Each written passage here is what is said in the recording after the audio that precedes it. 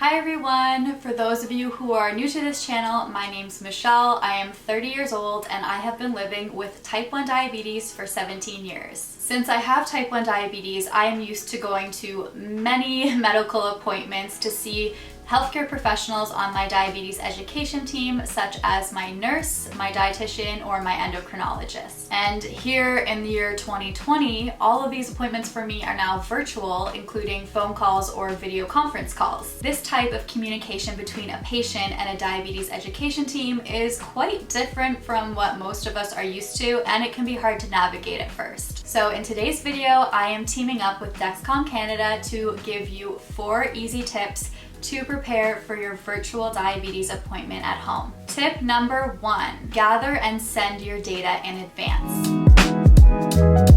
One of the first things I do to prepare for an appointment with anyone on my diabetes education team is send the data needed to assess my insulin pump settings. I am currently using the Dexcom G6 continuous glucose monitor as well as the t:slim X2 insulin pump. I use Dexcom Clarity to allow my diabetes clinic to access my glucose level data, and then I use DiaSend to send my insulin pump data. Sending this data allows my diabetes team to help me make adjustments to my insulin dose and troubleshoot any problems I've been having. The Dexcom Clarity app is also very useful in between appointments when I'm on my own to give me more insight on my diabetes management. Reviewing the data and reports prior to my appointments makes me a more informed patient and allows me to work alongside my diabetes team rather than having them make all the decisions. And if you're not using a continuous glucose monitor and an insulin pump, you can always take a photo or scan your blood sugar logbook from the past couple weeks and then send it to your diabetes clinic by email. If you're seeing a dietitian, they may want a food journal for the past few days, so make sure to send that over as well. And I try to send my data over a few hours before my appointment just so that my team gets a chance to look at my data before they see me. Tip number 2, write down your questions.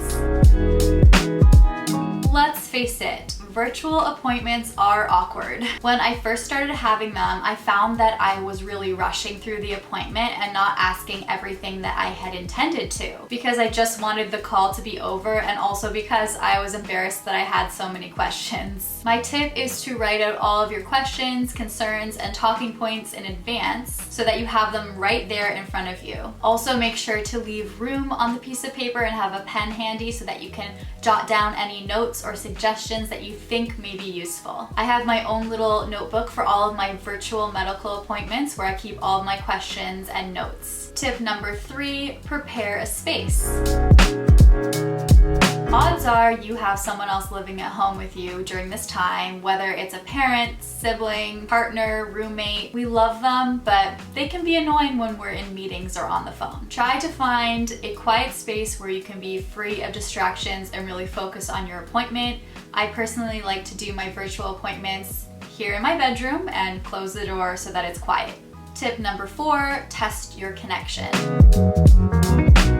Make sure that you have a decent internet connection if you're having a video call and decent service if you're having a phone call. In addition, you may need to test the video conference software in advance. Since many clinics will have video conference software that you are unfamiliar with, it's best to open the software prior to your meeting to ensure that it's compatible with your browser and that it's functional. I once left this to 1 minute before my appointment and it turned out that I needed to download the video software and it took 10 minutes. So this really ate into my appointment and I felt so bad for wasting my nurse's time. In this time of the pandemic and virtual care, it's really new to all of us. But I am glad I don't have to sit in a waiting room anymore or take the crowded subway to the hospital. Virtual appointments can work, so just do your part by being prepared in advance, looking at your own data and knowing what you want to discuss. That is it for my virtual appointment tips. I want to hear from you. Have you had virtual appointments or are you still going to your diabetes clinic? Also let me know if I missed any good tips that you guys might have. Thanks so much for watching and I will see you in the next video.